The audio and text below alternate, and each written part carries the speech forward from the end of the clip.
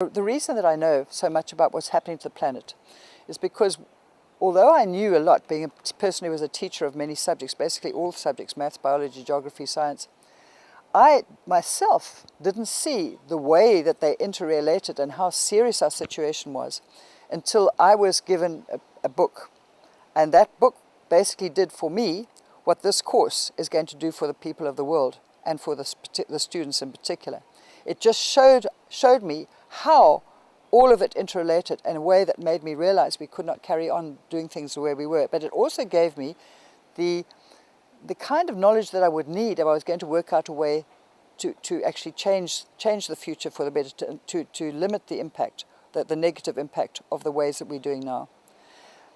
The beauty of the situation is that I've then took myself to some of the international environmental conferences, including 3 COP conferences, the climate change conferences. And there I found, in the side events, I was the only person filming where the real action was happening. The real action was actually nothing to do with the government. The governments were basically there to decide how to make money out of global warming.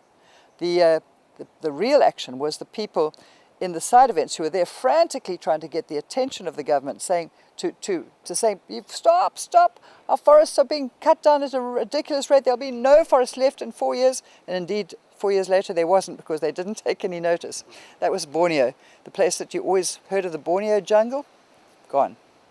And there were island nations going underwater. There were people desperate to bring things to the attention of the government, but nobody was filming them.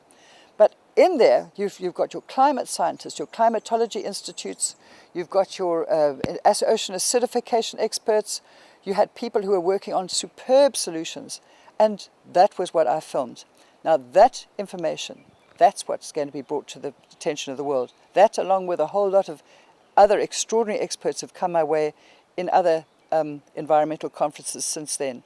And I believe that they will have the same impact on the mind of the world, like a communal mind you could imagine, as that had on me. And I believe that it will galvanize people into an extraordinary excitement about seeing that there is a way to change things, because for the most part we look separately at solutions, but we see nobody implementing them. And we look separately at the problems, which are seeming to get bigger every day. But there doesn't seem to be any cross between the two. And in fact, the powers that are working with the money tend to be the ones that are working on the destructive side. I think it's time to mobilize the people of the world to just do it, and to show them how to do it. And this is what this television series will do.